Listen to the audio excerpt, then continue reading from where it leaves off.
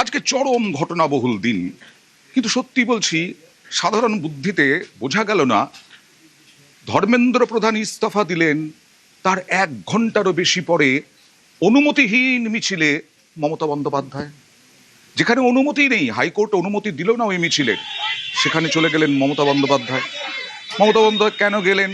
তার রাজনৈতিক সাফল্য কি পেলেন তিনি সেখান থেকে? সত্যি বুঝলাম না।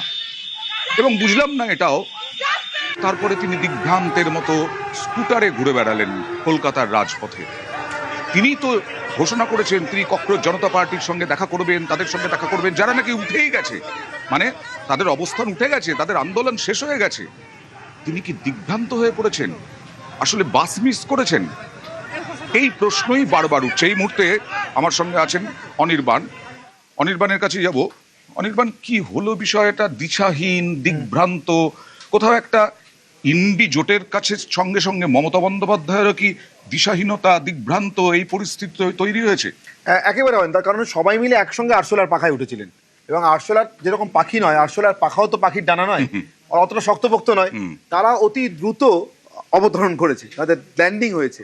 আজকে সরকারের সঙ্গে যৌথ সাংবাদিক বৈঠকের পর, ককরোচ জনতা পার্টির যৌথ সাংবাদিক বৈঠকের পর অবস্থানটা উঠে গেছে, এবং যারা সরকারের কাছে একের পর এক ইস্তফা, ক্ষমা চাওয়া ইত্যাদি ইত্যাদি নানান রকমের অসংলগ্ন দাবি পেশ করতে করতে শেষ পর্যন্ত 3টে দাবিতে এসে ঠেকেছিল। 1, ক্ষতিপূরণ চাই; 2, ছাত্রছাত্রীদের বিরুদ্ধে কোনো আইনি ব্যবস্থা হবে না তার অ্যাসুরেন্স চাই, নিশ্চয়তা চাই; এবং 3, ধর্মেন্দ্র প্রধানের ইস্তফা চাই। আজ বৈঠকে যাওয়ার আগে একটা দাবি একেবারে স্পষ্টভাবে পূরণ হয়ে যায়, ধর্মেন্দ্র প্রধানের ইস্তফা। বাকি 2টো দাবি পূরণ হয়ে যাওয়ার পর তাদের আর সত্যি অন্য কিছু চাওয়ার ছিল না সরকারের কাছে, বরং যে সরকারের বিরুদ্ধে আন্দোলন তার প্রতি আস্থা জ্ঞাপন করেই তারা আবার ফিরে গিয়েছেন নিজের কাজে, এবং বলেছেন আমাদের বিশ্বাস 1 মাস পরে এই সবগুলোই পূরণ হয়ে যাবে সরকারের প্রতিশ্রুতি মতো। এবং একটা খুব ইন্টারেস্টিং, এরপরে সরকারের শিক্ষা সংস্কারে সরকারের সঙ্গে হাতে হাত মিলিয়ে তারা কাজ করবেন। তাহলে এরপরে আরশোলার পাখায় যারা চড়েছিলেন, অখিলেশ, রাহুল, মমতা, তাদের আর কি বাকি থাকলো? তাদের আপাতত জরুরি অবতরণ ছাড়া কিছু বাকি থাকলো না। সেই জরুরি অবতরণটাই আমরা দেখতে পেলাম। সেটা একটু ঘুরে ফিরে, জরুরি অবতরণের সময় কিন্তু বিমান অনেকবার পাক খায়, দেখেছেন নিশ্চয়ই, চক্কর খায়, কোথায় নামলে ঠিক হবে, কখন নামলে ঠিক হবে।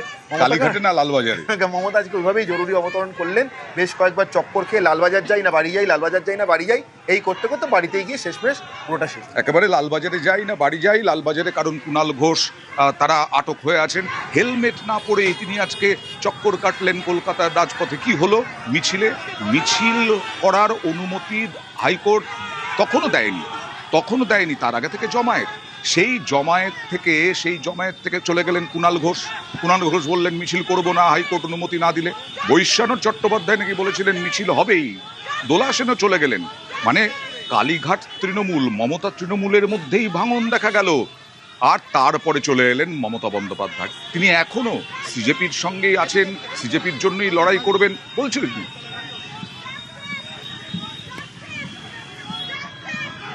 Atrocities too high. Let the message go to our Delhi brothers and sisters, UP, Maharashtra, Rajasthan, Madhya Pradesh, Tripura, Assam, Odisha and Bengal, all students and youth. We are not fighting for the party, but we came to extend our solidarity to all the general students and youth of our society. অনেককে আটক করা হলো, গাড়িতে তোলা হলো, because they are afraid of the students' youth movement. I am telling you as a citizen of this country, I respect my brothers and sisters, even who are in police and central forces. They have their son and daughter. They are also supporting this movement. But here is the government, just like Delhi, the government is doing the atrocities. Even press is not allowed. The other party, they can organize the rally, and you don't allow us. Amit Shah, please sit. Police is under you and the Home Ministry. High court অনুমতি দেয়নি, শুক্রবারের ঘটনার জেরে high court অনুমতি দেয়নি, তাই মিছিল হয়নি। তিনি বিজেপিকে দায়ী করছেন। যাই হোক, রাজনৈতিক বাধ্যবাধকতা। আর এই বিরোধী রাজনৈতিক দলগুলোর ছক কি বানচাল হয়ে গেল? এই যে কেন্দ্রীয় সরকার মেনে নিল 3টে শর্ত, ধর্মেন্দ্র প্রধান তিনি ইস্তফা দিলেন, প্রথম শর্ত, 2টো শর্ত, তার বাকি 2টো শর্ত মেনে নেওয়া হলো, অবস্থান প্রত্যাহার করে নিল সিজেপি। মাঠে মারা গেল বিরোধীদের ছক।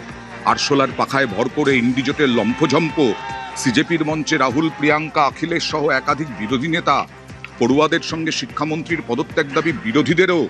সিজেপির দাবি সরকার মানায় চাপে বিরোধীরা, কারণ এই বিরোধীদেরকে খুব একটা পাত্তা দিতে দেখা যায়নি সিজেপি চায়নি বা জেনজি চায়নি এর মধ্যে রাজনীতি ঢুকুক, কিন্তু কংগ্রেস, অখিলেশ যাদব, মমতা বন্দ্যোপাধ্যায় তারা নিজেদের রাজনৈতিক স্বার্থে রাজনৈতিক ফায়দা তোলার জন্য তারা ঝাঁপিয়ে পড়েছিলেন আরশোলার পাখার ওপরে। We hold Mr. Amit Shah directly responsible for the violence that has taken place against our students. He authorized the shooting of our students. He authorized the use of lethal weapons, pellet guns on our students. So that for us is a fundamental issue. We will not accept our own forces shooting the future of India. So that is going to be a major issue in Parliament. Have also got the demand of an apology from the Prime Minister. It's a sense of relief that thank God somebody has realized.